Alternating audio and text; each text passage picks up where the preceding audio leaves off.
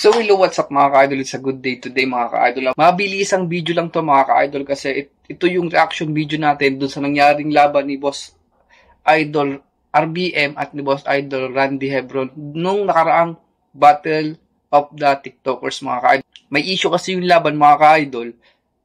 Sa mga hindi pa nakakapanood mga ka-idol, search nyo yung page natin, Chicken Lover Channel sa Facebook.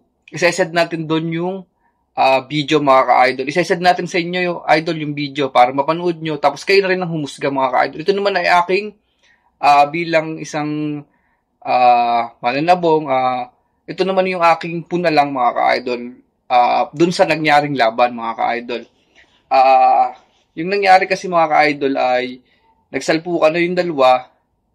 Tumakbo palayo yung manok ni Sir RBM. Ngayon, yung sentensyador, di agad nadampot. Although, buhay na buhay naman talaga yung manok ni Sir RBM. Kasi nakita ko naman, buhay talaga. Parang ang tama lang nung manok ni Sir RBM ay dito ata sa may ulo dito tapos sa hita. Buhay na buhay talaga yung manok ni Sir RBM. Kaso ako tumakbo, syempre dapat, dadamputin mo agad yun. Papakarin mo talaga yung mga ka-idol. Kasi may tama yung manok mo eh. Ako, may tama. Halimbawa, ako nasa katayuan ni Sir Randy. Papakaryo ko talaga yon kasi ang lahat naman tayo gusto natin manalo eh. Papakaryo muna talaga yon. Ngayon, kung kinaryo ng sentensyador, tumuka, tuloy ang laban. Wala namang problema eh. Ang problema kasi doon, hindi nakakaryo yung mga ka-idol. Kaya ang nangyari, nagpapahabol yung manok ni Sir RBM. Yun lang naman ang issue mga ka-idol eh.